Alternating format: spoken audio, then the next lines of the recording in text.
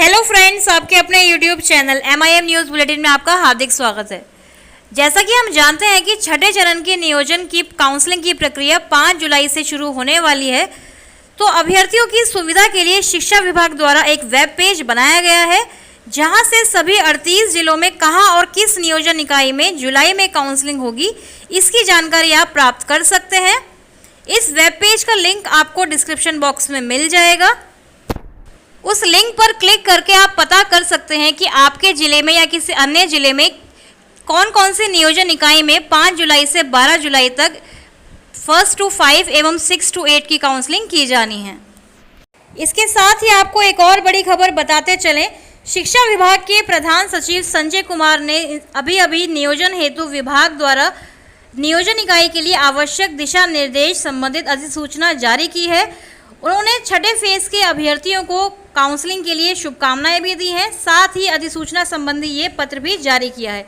तो चलिए देखते हैं इस पत्र में क्या क्या महत्वपूर्ण इंस्ट्रक्शंस या फिर गाइडलाइंस कैंडिडेट्स के लिए दी गई हैं। सबसे ऊपर बिहार सरकार शिक्षा विभाग अधिसूचना लिखा गया है। फिर संचिका संख्या 7 विविध 25/2019 बिहार पंचायत प्रारंभिक शिक्षक नियोजन एवं सेवा शर्त नियमावली 2012 एवं बिहार निगर प्रारंभिक शिक्षक नियमावली 2012 यथा संशोधित में निहित प्रावधानों के आलोक में नियुक्ति की कार्रवाई संबंधित नियोजन इकाई द्वारा की जा रही है। उक्त नियमावली के नियम 11 के अंतर्गत यह प्रावधान है कि नियोजन के निमित्त शिक्षा विभाग द्वारा आवश्यक दिशा निर्देश निर्गत किया जाएगा। उक्त पृष्ठभूमि में नियोजन की प्रक्रिया को पारदर्शिता के साथ शीघ्र पूर्ण करने के उद्देश्य से ऐसे नियोजन इकाई जहां दिव्यांग अभ्यर्थियों के आवेदन प्राप्त नहीं है, उनमें काउंसलिंग के लिए तिथि निम्न प्रकार पूर्व से निर्धारित है। तो जैसा कि हम जानते हैं कि 5 जुलाई से 12 जुलाई को काउंसलिंग की तिथि निर्धारित की गई है। तो एक बार दोबारा से निर्धारित स्थल पर नजर डालते हैं। नगर निकाय में काउंसलिंग की तिथि 5 जुलाई 2021 को जिला मुख्यालय में वर्ग 6 to 8 के लिए काउंसलिंग होगी। 6 जुलाई को वर्ग 1 to 5 के लिए जिला मुख्यालय में काउंसलिंग कराई जाएगी। प्रखंड नियोजन इकाइयों की बात करें तो 7 जुलाई को वर्ग 6 to 8 के लिए जिला मुख्यालय में काउंसलिंग होगी। 8 जुलाई को जिला मुख्यालय में वर्ग 1 to 5 के लिए काउंसलिंग की जाएगी। अगर 12 जुलाई की अगर हम बात करें तो पंचायत नियोजन इकाई के लिए यानी सिर्फ 1 to 5 के लिए प्रखंड मुख्यालय में काउंसलिंग की जाएगी। शिक्षकों की नियुक्ति के लिए काउंसलिंग की प्रक्रिया को संपन्न कराने हेतु निम्नलिखित निर्देश दिए जाते हैं। तो ये कुछ महत्वपूर्ण निर्देश अभ्यर्थियों के लिए दिए हुए हैं। चलिए पढ़ते हैं क्या कुछ लिखा है। फर्स्ट पॉइंट, प्रत्येक नियोजन इकाई के द्वारा अनुमोदित एवं सार्वजनिकृत मेधा सूची में अंकित सभी अभ्यर्थियों को अपने फोटोयुक्त पहचान पत्र, आधार, पैन, ड्राइविंग लाइसेंस आदि के साथ आयोजित होने वाले काउंसलिंग में उपस्थित होने का अवसर दिया जाएगा। जिला शिक्षा पदाधिकारी कार्यालय द्वारा नियोजन इकाईवार वर्ग 1 to 5 एवं 6 to 8 के निमित्त आवश्यक सूचना के साथ काउंसलिंग स्थल की सूचना जिला के NIC के वेबसाइट पर अपलोड किया जाएगा, ताकि काउंसलिंग के दिन काउंसलिंग से पूर्व मेधा सूची की प्रति सूचना पट पर चिपका दिया जाएगा। अगले पॉइंट में लिखा है कि काउंसलिंग में अभ्यर्थी द्वारा नियुक्ति हेतु समर्पित अभ्यावेदन के साथ संलग्न किए गए अंक पत्र एवं प्रमाण पत्रों की प्रति की मूल प्रति के साथ दो उसकी अतिरिक्त स्व हस्ताक्षरित यानी सेल्फ अटेस्टेड छाया प्रति के साथ उपस्थित होना सुनिश्चित करेंगे। अंक पत्र, प्रमाण पत्र से संबंधित विवरणी निम्नलिखित है। एक बार दोबारा से नजर डालते हैं जो डॉक्यूमेंट्स आपको लेकर जाने हैं काउंसलिंग के दिन। माध्यमिक यानी मैट्रिक परीक्षा का अंक पत्र एवं प्रमाण पत्र, उच्च माध्यमिक यानी इंटरमीडिएट 12वीं परीक्षा का अंक पत्र एवं प्रमाण पत्र, स्नातक का अंक पत्र एवं प्रमाण पत्र जिनकी नियुक्ति स्नातक के आधार पर हो रही हो यानी 6 to 8 वाले, प्रशिक्षण का अंक पत्र एवं प्रमाण पत्र यानी DLED BEd जो भी आपका प्रशिक्षण है। उसके बाद शिक्षक पात्रता परीक्षा का अंक पत्र यानी TET का सर्टिफिकेट या मार्कशीट, आरक्षित कोटि के अभ्यर्थियों के लिए जाति प्रमाण पत्र, आरक्षित कोटि के अभ्यर्थियों के लिए आवासीय प्रमाण पत्र, आय प्रमाण पत्र पिछड़ी जाति एवं अत्यंत पिछड़ी जाति के लिए लागू होगा। इसके बाद स्वतंत्रता सेनानी के उत्तराधिकारी होने का प्रमाण पत्र जिन पर भी लागू होता हो, फिर दिव्यांगता प्रमाण पत्र जिन पर लागू हो, और अंत में दिया हुआ है EWS से संबंधित प्रमाण पत्र जिन पर लागू हो। उपर्युक्त सभी शैक्षणिक एवं प्रशैक्षणिक योग्यता का मूल अंक पत्र लाना अनिवार्य होगा, किंतु किसी योग्यता का मूल प्रमाण पत्र उपलब्ध नहीं रहने की स्थिति में औपबंधिक प्रमाण पत्र यानी प्रोविजनल सर्टिफिकेट मान्य हो जाएगा। बीटेट में सामान्य कोटि के अभ्यर्थी को न्यूनतम 60% अंक, पिछड़ा वर्ग, अत्यंत पिछड़ा वर्ग एवं सामान्य कोटि की महिला को 55% अंक के आधार पर उत्तीर्ण घोषित किया गया है। इसी प्रकार अनुसूचित जाति, अनुसूचित जनजाति एवं दिव्यांग कोटि के अभ्यर्थियों के लिए न्यूनतम 50% अंक प्राप्त किया जाना अनिवार्य है। यह प्रावधान सीटेट के लिए भी लागू है। उक्त कोटि के सीटेट अभ्यर्थियों के लिए डाउनलोडेड प्रमाण पत्र मान्य होगा। शिक्षक पात्रता परीक्षा बीटीईटी या सीटीईटी में 82 या 82 अंक से कम अंक प्राप्त करने वाले अभ्यर्थियों को 2 अंक का अतिरिक्त मेधा अंक दे नहीं होगा। काउंसलिंग के क्रम में रिक्ति के अनुसार चयनित अभ्यर्थियों के प्रशैक्षणिक प्रमाण पत्र जिसके आधार पर नियुक्ति का दावा किया गया है एवं शिक्षक पात्रता परीक्षा यानी टीईटी का मूल प्रमाण पत्र जमा कर लिया जाएगा, यानी ओरिजिनल प्रमाण पत्र हमारा जमा कर लिया जाएगा। चयनित अभ्यर्थियों के प्रमाण पत्र एवं अंक पत्र जो संबंधित अभ्यर्थी द्वारा स्व हस्ताक्षरित होगा उस पर नियोजन इकाई के सदस्य सचिव के द्वारा भी हस्ताक्षर किया जाएगा। इसके उपरांत चयनित अभ्यर्थियों का शेष मूल प्रमाण पत्र वापस कर दिया जाएगा। तो फ्रेंड्स, ये बहुत ही अच्छी और महत्वपूर्ण इंस्ट्रक्शंस इस सेकंड पॉइंट में हमें दी गई थी। चलिए आगे देखते हैं थर्ड पॉइंट में क्या कुछ लिखा है। सभी प्रमाण पत्रों एवं अंक पत्रों के साथ साथ उपर्युक्त उपकंडिका में अंकित अन्य प्रमाण पत्र को भी विभाग द्वारा उपलब्ध कराए गए वेब पोर्टल पर जिला शिक्षा पदाधिकारी अथवा जिला कार्यक्रम पदाधिकारी स्थापना द्वारा अपलोड कराया जाएगा ताकि संबंधित सक्षम स्तर से उसका सत्यापन कराया जा सके। काउंसलिंग के क्रम में यदि कोई अभ्यर्थी अपना दावा वापस लेना चाहता है तो उसके स्व घोषणा पत्र के आधार पर प्रशैक्षणिक एवं टीईटी का मूल प्रमाण पत्र वापस ले सकते हैं। चलिए अगले फोर्थ पॉइंट की तरफ चलते हैं जिसमें बहुत ही महत्वपूर्ण बातें दी गई हैं, ध्यान से सुनिए। अभ्यर्थी जिस नियोजन इकाई अंतर्गत नियोजित होने हेतु इच्छुक होंगे निर्धारित काउंसलिंग दिवस पर उस नियोजन इकाई से संबंधित काउंटर पर पूर्वा यानी सुबह 11 बजे निश्चित रूप से उपस्थित रहेंगे। नियोजन इकाई द्वारा वरीयता के अनुसार 50-50 अभ्यर्थी को क्रमवार नाम से पुकारा जाएगा। अभ्यर्थियों को पुकारने का क्रम कोटिवार यथा अनारक्षित पुरुष महिला कोटि, अनारक्षित महिला कोटि, पिछड़ा वर्ग पुरुष महिला कोटि, पिछड़ा वर्ग महिला कोटि, अत्यंत पिछड़ा वर्ग पुरुष महिला कोटि, अत्यंत पिछड़ा वर्ग महिला कोटि, अनुसूचित जाति पुरुष महिला कोटि, अनुसूचित जाति महिला कोटि, अनुसूचित जनजाति पुरुष महिला कोटि, अनुसूचित जनजाति महिला कोटि, आरक्षित वर्ग की महिला आरएफ, आर्थिक रूप से पिछड़े वर्ग की पुरुष महिला यानी ईडब्ल्यूएस कोटि, आर्थिक रूप से पिछड़े वर्ग की महिला ईडब्ल्यूएस कोटि होगा। तो यानी इस क्रम में आपको काउंसलिंग के लिए पुकारा जाएगा।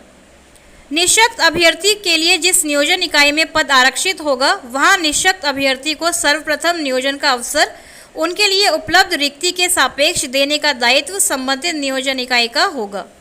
इसके पश्चात स्वतंत्रता सेनानी जिन्हें केंद्र सरकार द्वारा पेंशन स्वीकृत है, पोता पोती नाती नतनी को यथा उपलब्ध रिक्ति के सापेक्ष काउंसलिंग कराया जाएगा। प्रत्येक अभ्यर्थी का नाम लाउडस्पीकर से, जी हाँ ध्यान से सुनिएगा, प्रत्येक अभ्यर्थी का नाम लाउडस्पीकर के माध्यम से 3 बार पुकारा जाएगा और अगर वे उपस्थित नहीं होते हैं तो उनके बाद के क्रमवार अभ्यर्थियों को उसी प्रकार लाउडस्पीकर के माध्यम से 3-3 बार पुकारा जाएगा। इस दौरान यदि वे अभ्यर्थी जिनका नाम पूर्व में पुकारा गया हो उपस्थित होकर नियोजन की प्रक्रिया में शामिल होना चाहेंगे तो उन्हें अनुमति नहीं दी जाएगी। यानी बाद में अगर आप आकर अपना दावा करेंगे तो आपको अनुमति नहीं दी जाएगी। वरीयता सूची से सभी अभ्यर्थियों को बुलाने के बाद यदि रिक्ति अवशेष रह जाती है और ऊपर की सूची में अंकित अभ्यर्थी जिनका नाम पुकार होने पर अनुपस्थित रहे वैसे छूटे अभ्यर्थियों को मेधा सूची के अनुसार काउंसलिंग की प्रक्रिया में शामिल किया जाएगा। तो फ्रेंड्स, आपको काउंसलिंग के लिए समय पर पहुंचना और एवं सजग रहना बहुत ही ज़रूरी है। चलिए आगे बढ़ते हैं, क्या कुछ लिखा है 5th पॉइंट में। काउंसलिंग तिथि को काउंसलिंग पूर्व होने के पश्चात अभ्यर्थियों के उपस्थिति पंजी को नियोजन इकाई द्वारा क्लोज कर दिया जाएगा। इसका अवलोकन जिला शिक्षा पदाधिकारी अथवा उनके द्वारा प्राधिकृत पदाधिकारी के द्वारा करते हुए कार्यालय का मोहर भी पंजी पर लगा दिया जाएगा। 6 पॉइंट, सभी नियोजन इकाई में काउंसलिंग का आयोजन पूर्व 11:30 बजे से अपराह्न यानी शाम 4:30 बजे तक आहूत किया जाएगा। अपराह्न 6 बजे तक चयनित अभ्यर्थियों का नाम प्रकाशित किया जाएगा। चयनित अभ्यर्थियों के सत्यापन योग्य सभी प्रमाण पत्र अगले कार्य दिवस पर अपराह्न 4 बजे तक विभाग द्वारा उपलब्ध कराए गए वेब पोर्टल पर जिला सूचना विज्ञान पदाधिकारी DIO अथवा NIC के सहयोग से अपलोड किया जाएगा।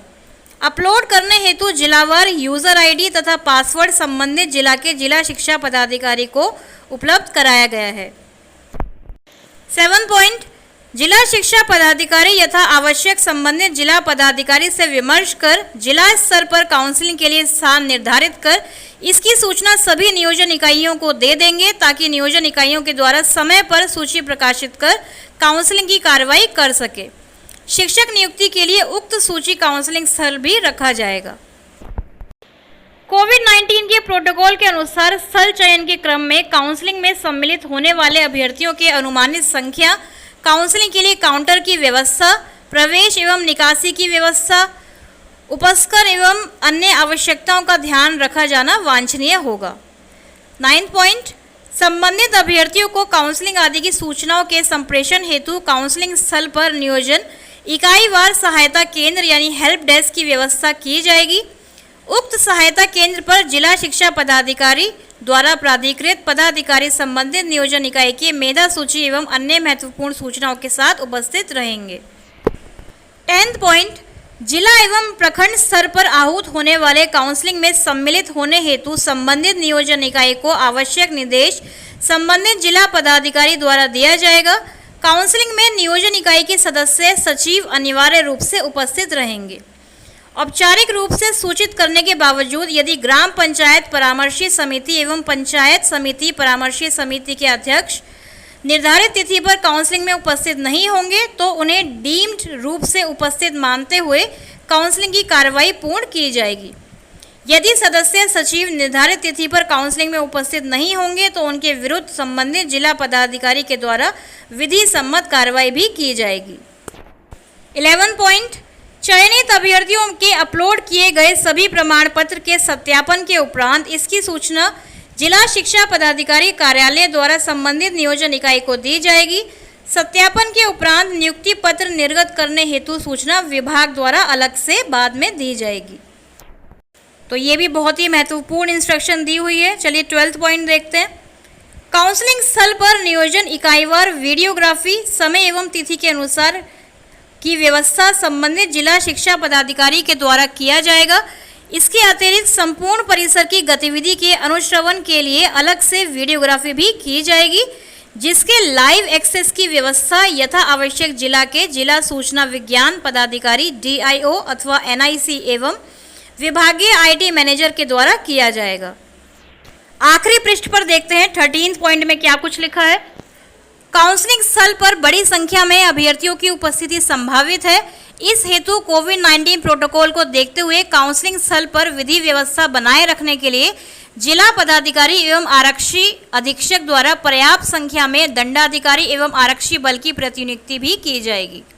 14 पॉइंट, संबंधित जिला पदाधिकारी द्वारा जिला एवं प्रखंड स्तर पर काउंसलिंग की प्रक्रिया का अनुश्रवण एवं पर्यवेक्षण कराए जाने की व्यवस्था सुनिश्चित की जाएगी तथा जिला स्तरीय काउंसलिंग के अनुश्रवण एवं पर्यवेक्षण हेतु एक वरीय पदाधिकारी यथा अपर समाहर्ता उप विकास आयुक्त वरीय उप समाहर्ता की प्रतिनियुक्ति की जाएगी। प्रखंड के लिए चिन्हित प्रभारी पदाधिकारी प्रखंड स्तरीय काउंसलिंग का अनुश्रवण एवं पर्यवेक्षण करेंगे। 15 पॉइंट, काउंसलिंग की प्रक्रिया का पूर्व अनुश्रवण के लिए राज्य स्तर पर शिक्षा विभाग द्वारा नियंत्रण कक्ष की व्यवस्था भी की गई है, जिसका दूरभाष संख्या 0612221581 है, जो प्रत्येक कार्य दिवस में 10 बजे पूर्वाह्न से 6 बजे अपराह्न तक क्रियाशील रहेगा।